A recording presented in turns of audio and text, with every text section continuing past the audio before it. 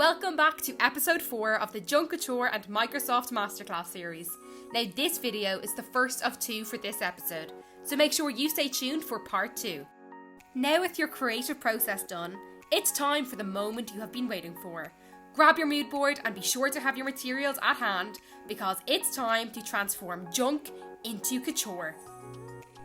Over the past 13 years of Kouture, we have seen the most innovative upcycles you can imagine, incorporating unconventional materials from trampolines to cutlery, car parts to plastic bags.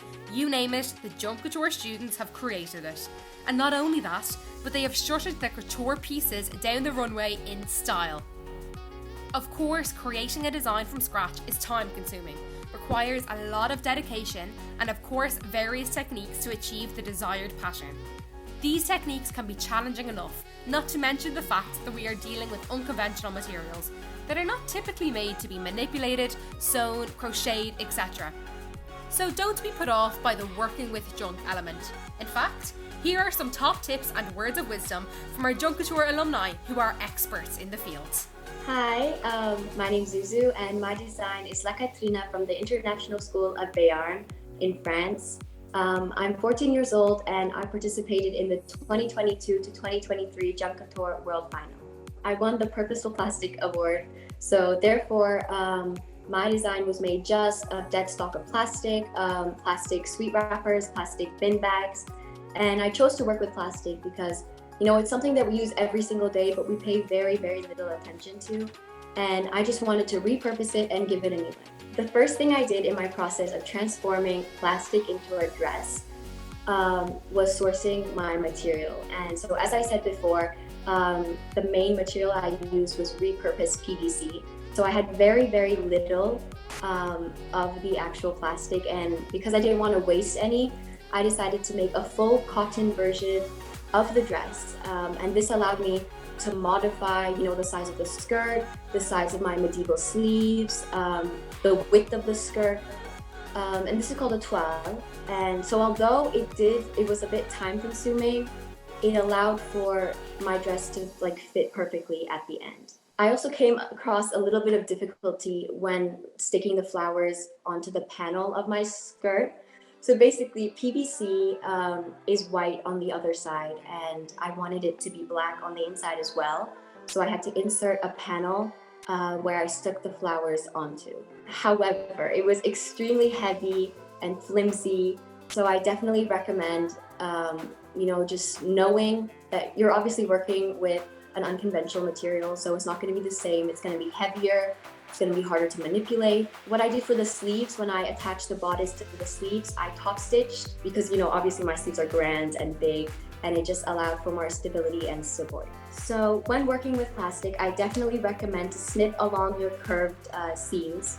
As I said before, PVC and plastic, it's extremely hard to manipulate, it's heavy, so all of your curved seams are going to be very hard to perfect. I mostly struggled along the neckline, the train, the sleeves. So when you're snipping, it creates a better finish.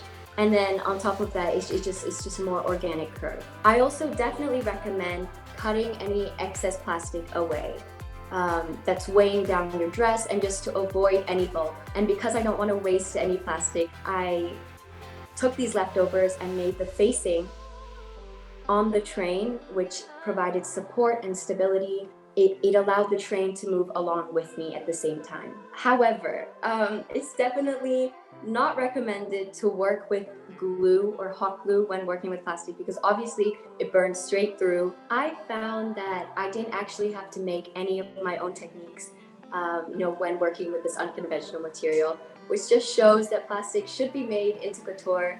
And yeah, just again, support and make sure that everything is stabilized to avoid any ripping. As I said before, plastic is something we find everywhere.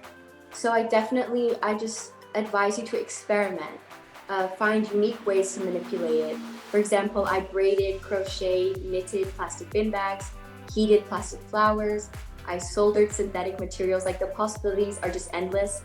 And I just think you need to think outside of the box, have fun, and enjoy the process. A show-stopping design made from plastic. How amazing! Zuzu really put her everything into creating La Kouture, which made it all the way to the first ever Junk Kouture World Final, where it continued to spread the message of giving junk, like plastic, a new life. La Kouture wasn't the only design with a powerful message on the World Final stage earlier this year.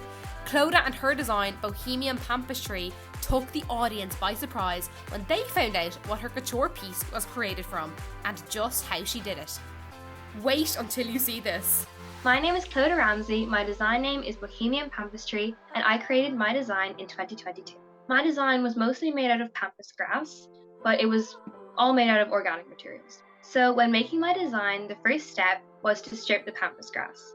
It was kind of like stripping corn. So I took the green leaves off the pampas grass so that I was left with just the stalk and the fluffy pampas grass. It was left to dry for 3 weeks, which took a lot of patience because I really was raring to get go, but I had to wait. And there was a really lovely old lady, and she was in a nursing home, and she gave me permission to use her pampas grass as well as mine so that I'd have enough. Unfortunately, she's passed away now, but she was really proud of how far my design got and that her pampas grass got to travel the world. My second stage of my design was attaching the pampas grass to the lining of my skirt. I done this by using hot glue and gluing the stalk, starting from the hem, working my way up to the waist so that I have an overlaying technique and it was fluffy and fabulous. My third stage was cutting the cork into discs.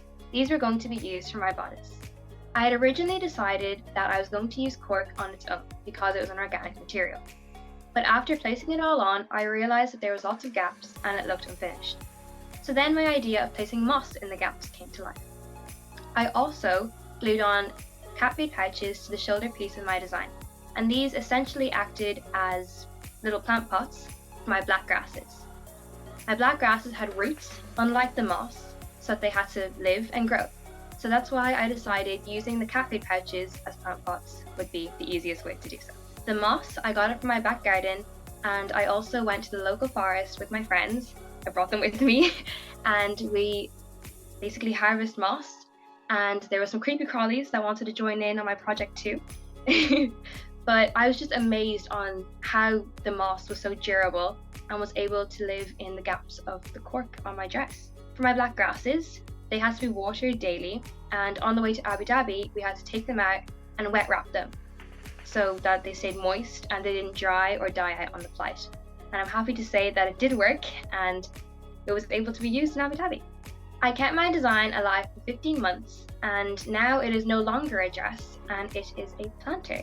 So I made it out of a wicker basket. I cut the dry pampas and put it in the basket, and then I have a container on the front with soil and the black grasses which are going inside. Then I have the moss plugged into the gaps of the wicker basket. I am a little bit sad that I can't showcase my design in any of the climate summits like the other Junk Kouture alumni, but I am happy that I set out to what I was supposed to do in the beginning, which was to make a fully circular design with my design starting in the soil and ending in the soil. Making my dress was the easy part. Keeping it alive was the challenge. What worked the best for me was, well, when I was using the moss to put it in the bodice of the cork, I had to use a calipers instead of my fingers because I found when I was touching it with my hands, I was kind of crushing it and I wasn't being very gentle. So with the calipers, I was able to place it inside and it remained in its lovely moss form. Also with the pampas grass, there was nothing good about the pampas grass. It was the most messiest material I've ever seen. I had to hoover, I had to brush it. It was a disaster, but it looked lovely. I had to create a lot of techniques of my own because it had never been done before and nobody's made a living dress. So I had to figure out how to keep all my plants alive and not dry out, not die, and keep their, if it was moss, their lovely, vibrant green colour. My advice would be to have a lot of determination and patience because it takes a lot longer than other designs. Like let's say if it was made out of plastic bottles, you can make it and then you're finished. But this design, I had to keep it alive throughout the whole process and it was a real challenge. So I'd say if you're working with moss and pampas grass, just know that you have a lot in store for you. To anyone who is fearful of using unconventional materials in their Junk Kouture design, I would just say go for it because Even with my experience, I started off originally going to make just a cork bodice, but I made a mistake and then decided to use moss. So mistakes can actually turn out to be your biggest win. A living design. Have you ever heard anything like it? Unbelievable.